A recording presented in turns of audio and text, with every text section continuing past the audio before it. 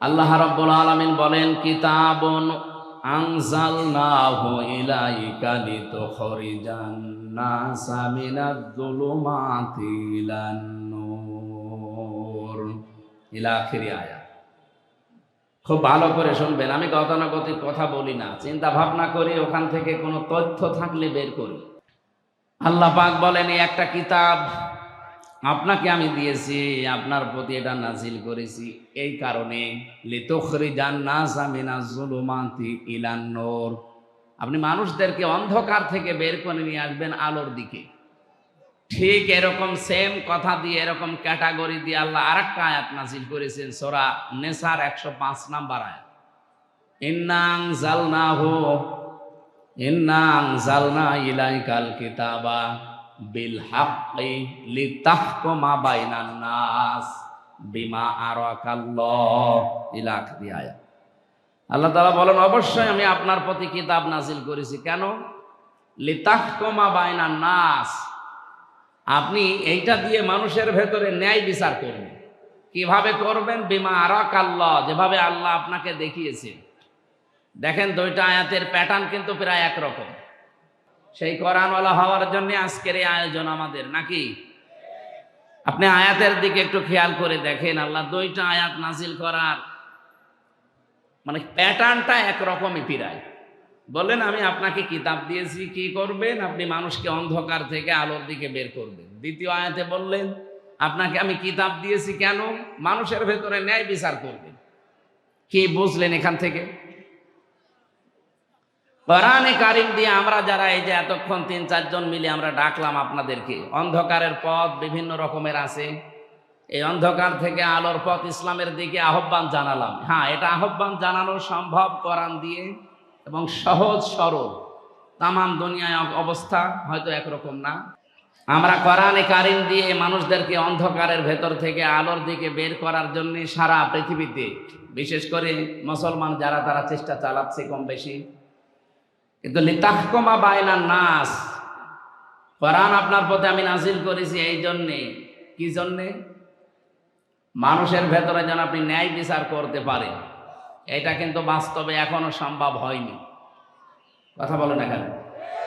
রাসূলুল্লাহকে আল্লাহ যে 4 দফা কর্মসূচি দিয়েছিলেন, 2টা প্রথমে, 2টা শেষের দিকে, 4 জায়গায় আল্লাহ এই আয়াতটা, একই আয়াত ধরন পাল্টিয়ে শুধু শব্দ এলোমেলো করে নাজিল করেছেন। সূরা বাকারা 129 নম্বর আয়াত, সূরা বাকারার 151 নম্বর আয়াত, সূরা আলে ইমরানের 164 নম্বর আয়াত, সূরা জুমার 2 নম্বর আয়াত। আয়াতগুলোর কথা সব এক, খালি একটু শব্দ এলোমেলো আছে।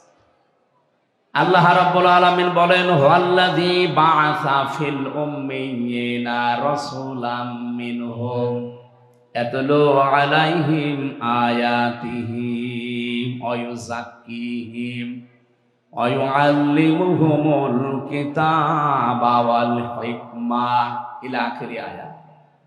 তিনি সে আল্লাহ যিনি তোমাদের কাছে উম্মীদের মধ্যে, নিরক্ষর মানুষদের মধ্যে একজন রাসূল পাঠিয়েছেন।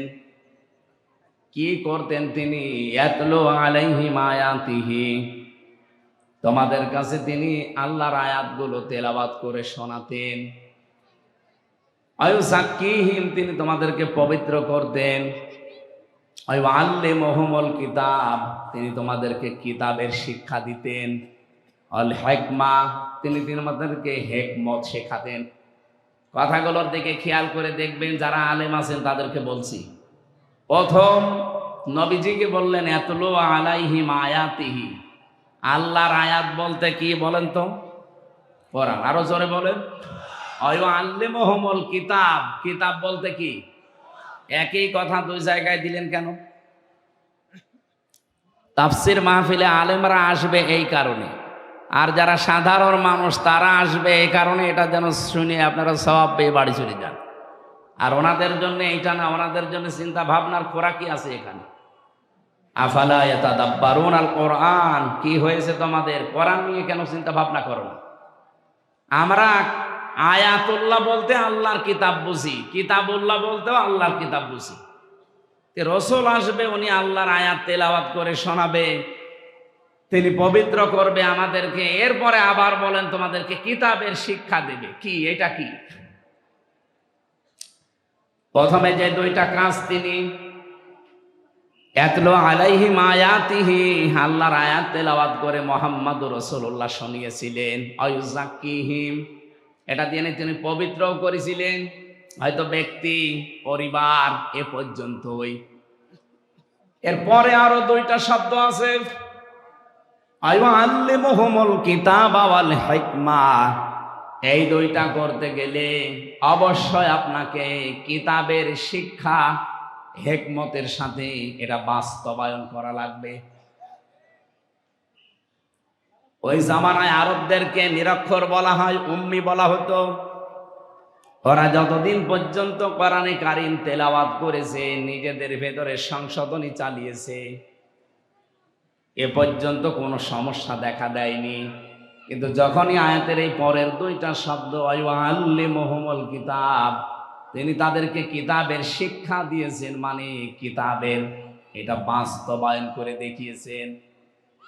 আল হিকমা শব্দের ব্যাখ্যা পড়লে আপনি এটা ক্লিয়ার পেয়ে যাবেন ফি জিলালিল কোরআনের ভেতরে। হিকমা শব্দটা হাকামা থেকে এসেছে। আমরা যারা বিশেষ করে কামেলে যারা পড়ে বা পড়াই, তারা দেখবেন এই যে আমরা হাকিম বলে মানুষকে জানি, পৃথিবীতে হাকিম কিন্তু খুব বেশি মানুষ ছিলেন না। আমরা একজন হাকিমের নাম বেশি শুনি, তার নাম হযরতে লোকমান হাকিম। লোকমান কি ছিলেন? কি জবাব দিলেন না? আমাদের দেশেও হাকিম আছে না নেই? গাছতলায় বসে আছে, হাত দেখে বলে দেয় যে 3 বউ হবে, এও হাকিম। আরো বিভিন্ন রকমের হাকিম। রোজার মাস তো চা তো খাওয়া যাচ্ছে না, আর এক ঝামেলা, কাশি উঠে পড়লে তো আর এক সমস্যা।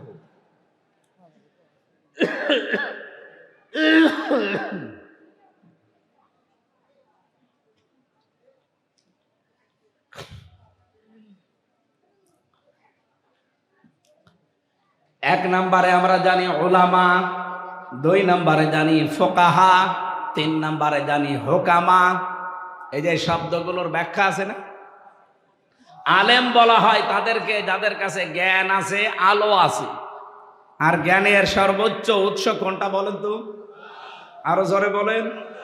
এই কিতাবের জ্ঞান যাদের আছে, কিতাবের আলো যাদের কাছে আছে, তারা আরবি ভাষায় কি?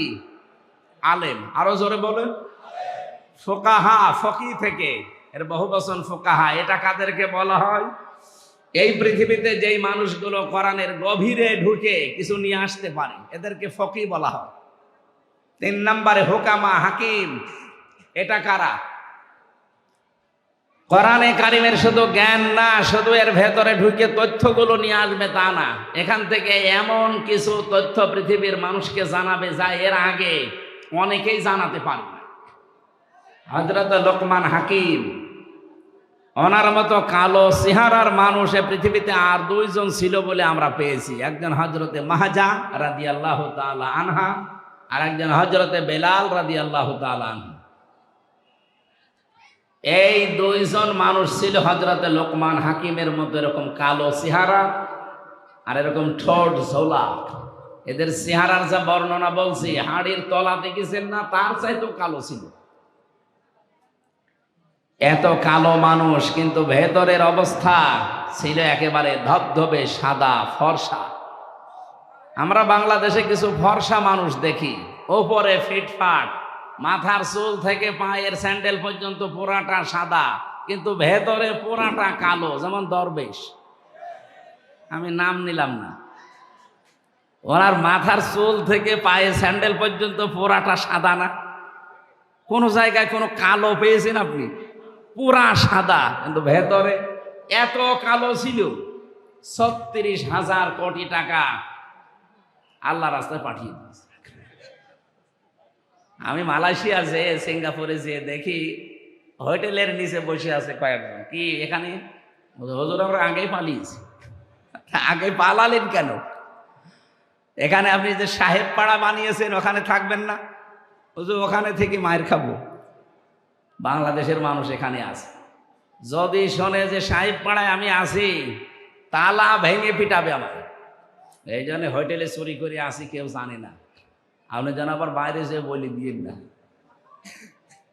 পাগলকে যদি বলা হয় যে শাক নাড়াবি না, ও আরো বেশি নাড়াবে না, ও আমার আরো মনে করে দিবে।